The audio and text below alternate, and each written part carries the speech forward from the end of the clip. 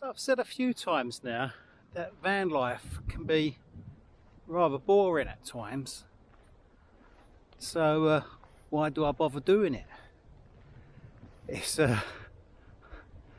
strange, isn't it? Because like living in a house will be just as boring. What do? Sit there watching TV, looking out the window most of the time. Where at least with van life, once you get bored of your surroundings, once you've looked out your window and got bored of what you can see, you can move to somewhere else, like this here.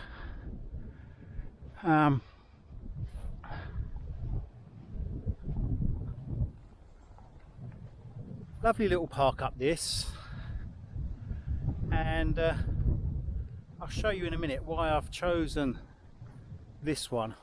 You'll get to see where the van is in a bit, but yeah, it's odd that even though it's boring, I think life in general can be quite boring, quite depressing really.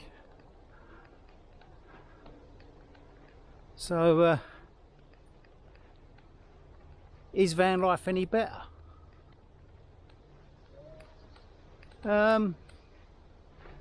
The fact that you can move to different places, see different things, I think that's gives you more stimulation, more thought, other things to see. I don't know how to describe it any better than that really. There's probably better words to use,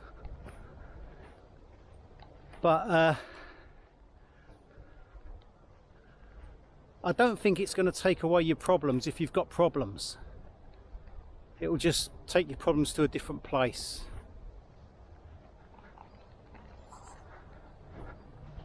So we're going to just go through this little gate here and you'll see where the van is. And I think one of the things, if you're going to get into van life, is that you're going to want a selection of different park-ups. Places that you can park when it's windy, places you can park when it's rainy. And yesterday it absolutely pissed it down. I sat in the van for most of the day, and this is where it is today. And the reason I've parked it here is because of the shade. There's only a couple of other vans here. There's this one here.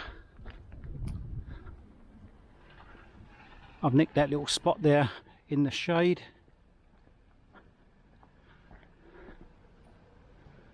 And there's one other van just across the way there.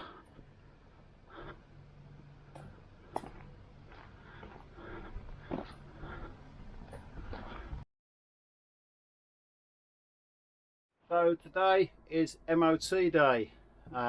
Great. The day that most van lifers look forward to, not. So what do I do if it doesn't pass an MOT? My plan would be to, I've had no problems so far in the past, no problems whatsoever. It's a fairly decent, reliable van, and I keep it well maintained. But what would I do? The truth is, I would, if it was cheap enough to get it fixed there and then, if they could fix it there and then on the spot, I'd say to them, go ahead, fix it. That's if it was a reasonable cost. Now, if it was something more severe and it needed some work done, I would drive it away with no MOT and fix it myself. That would be my only option, to be honest. And that is another consideration that you must have when venturing into van life. And this is why YouTubers that fake van life and say I'm full-time and I've not got an house when they have got an house is very different from people like me. It's what sets us apart, I guess, because we don't have an house to go back to after, if we fail an MOT or something. I've got to drive it away without no MOT and go fix the thing. So that's where I'm off to today. But before I go there, let me just show you where I am. I'm on Morecambe Prom, by the way.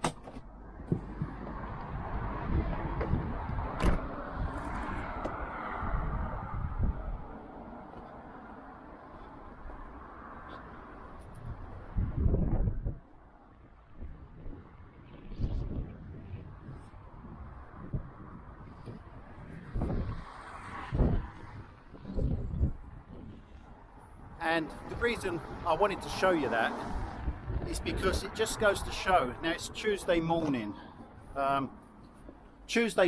Morecambe prom, and there's nobody here. And that's what I wanted to show you guys, that although it shows on a weekend or on a bank holiday that the prom is absolutely jam-packed with vans, on a normal weekday at 9 o'clock in the 8:30 in the morning, there's nobody here. Still quite busy road-wise, noise-wise, but I'm going to find somewhere else to park in a little bit, and I'll show you that one as well. So yeah, let's go get the MOT sorted. There you go, this is where we are. And I guess you guys want to know what happened with the MOT. Really bad news, I'm afraid. Let's go in the van and have a sit down and I'll tell you what's happened. Right, took it for MOT. I always sit and wait. I never leave it there. Sat and waited for it. Guy came out and unfortunately for you guys, give me some really bad news. They said it passed, so you're stuck with me again for another year. Yeah, no issues. Well, there was two issues, or one issue should I say, which was the brake sensor cable had snapped. So that was an advisory. But I knew that came from a couple of years ago when James got stuck in a field and I towed him out. My wheels sunk in the mud and it snapped the cables. So I was aware that those two brake sensor cables had snapped. So no problems whatsoever, passed flying colours, no issues, which is another year of me and you guys having to suffer it. So yeah, what next?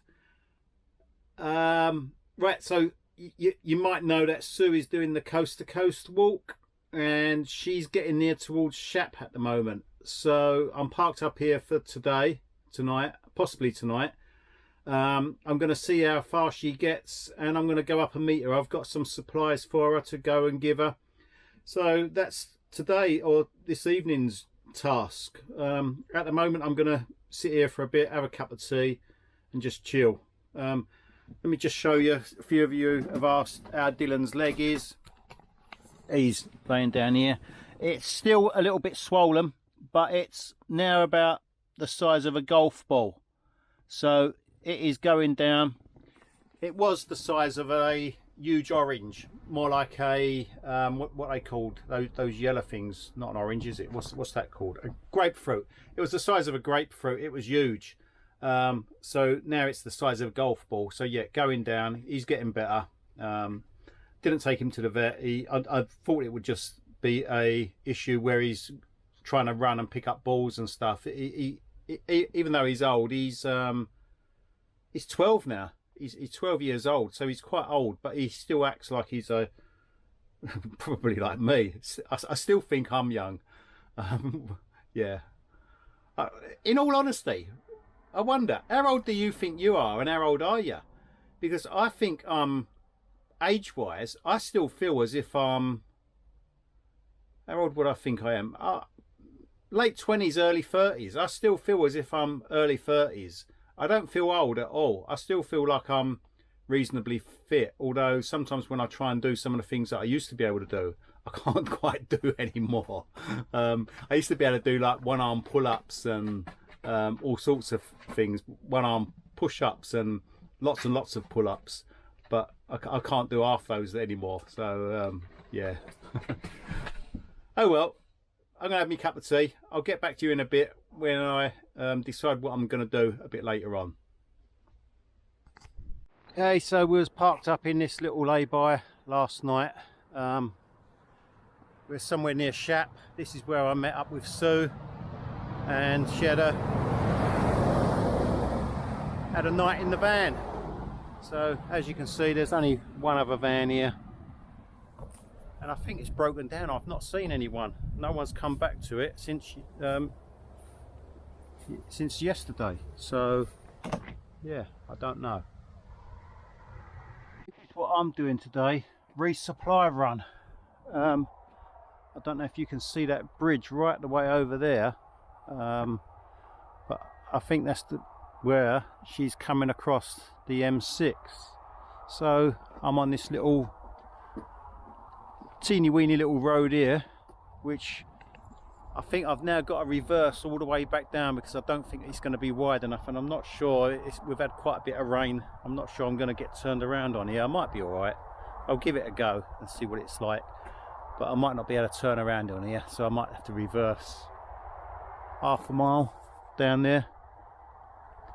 But yeah, I think she's going to come through one of these gates somewhere along here. So my day today is just hanging around waiting for her to meet up here somewhere. The fun of van life. Well, at least it gives me something to do, doesn't it? I mean, it's better than sitting there in a lay-by wondering what to do for the day. Looking a bit cloudy over there though.